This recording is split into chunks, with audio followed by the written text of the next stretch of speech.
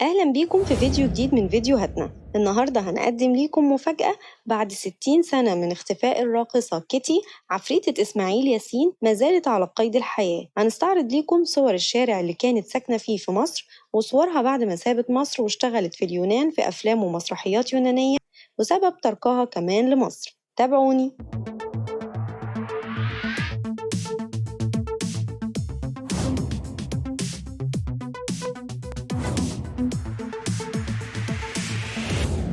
في فبراير 1931 رزقت عائلة فوتوساكي إحدى العائلات المسيحية بترجع أصولها إلى جزيرة كريت بطفلة رقيقة اسمها كاترين اللي سموها بعدها كيتي. ما كانتش كيتي أول مولود للأب والأم اليونانيين دول المقيمين في الإبراهيمية بالإسكندرية.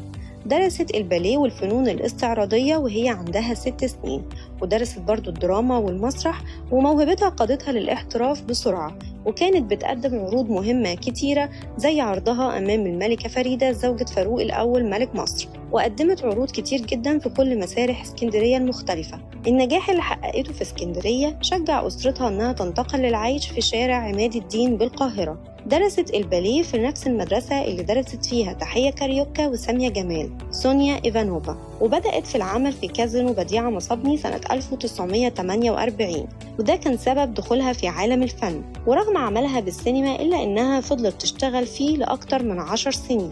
بدأت مشوارها الفني مع المخرج عبد الفتاح حسن اللي عجبه رقصها وابتسامتها لما شافها بترقص في أحد مدارس الرقص، ومنحها أداء رقصة لمدة دقايق في أول ظهور ليها على الشاشة في فيلم الغيرة من بطولة عائلة راتب ومحمود المليجي. كان وقتها عندها 15 سنة. بعدها منحها برضو دور في فيلم نرجس مع محمد فوزي ونور الهدى، كل ده وكان اسمها لسه ما ظهرش على الشاشة.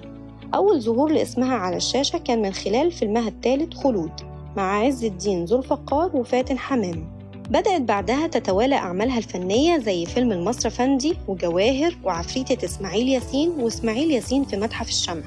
أغلب أفلامها كانت من إخراج المخرج حسن الوصيفي زوج الفنانة زهرة العلا، وده خلى يظهر عليهم شائعة جوازها منه في السر، إلا إن أصدقائهم كذبوا الخبر واتضح فعلا بعدها إنها إشاعة. قدمت حوالي 70 فيلم آخرهم العقل والمال مع إسماعيل ياسين.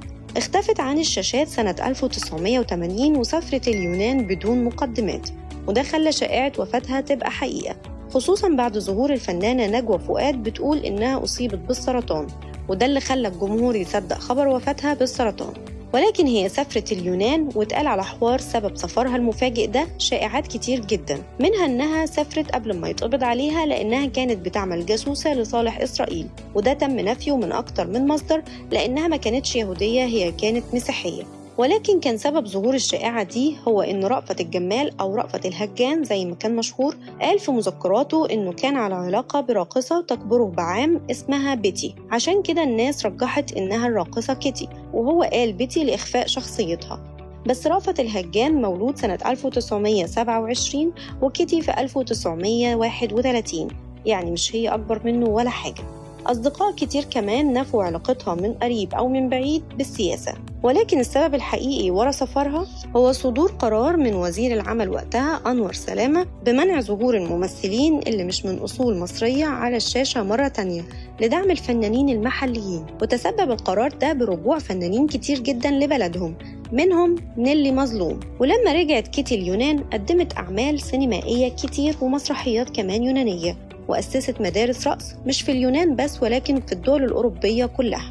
واللي أكد خبر بقائها على قيد الحياة الكاتب والباحث كريم كمال أحد أقاربها، وقال إنها بتتمتع بصحة جيدة ومحافظة لسه على رشاقتها وجمالها، ونزلت زيارة لمصر من 15 سنة لأنها لسه بتحبها جدا وما زالت بتلعب رياضة وبتتابع أخبار الفن والفنانين المصريين. كيتي ما عندهاش أبناء، هي كانت عايشة مع أختها اللي كانت بتفصل لها بدل الرقص بتاعتها، بس أختها توفت من 10 سنين وما زالت محتفظة بالبدل بتاعتها لحد النهاردة. سبب عدم ظهورها وإنها ما حاولتش ترد على شائعة وفاتها بالظهور على الشاشة مرة تانية، لأنها مش حابة أبدا الجمهور يشوفها وهي في السن ده، عايزة الجمهور يفضل فاكرها دايما بجمالها وبصورتها اللي ظهرت بيها في أفلامها. بس الصورة دي اتوجدت على النت ومحدش برضو أكد إن هي صاحبة الصورة. وصلنا لنهاية حلقتنا، يا رب تكونوا استمتعتم معانا، وما تنسوش دايما تكتبوا لنا آرائكم واقتراحاتكم تحت الفيديو.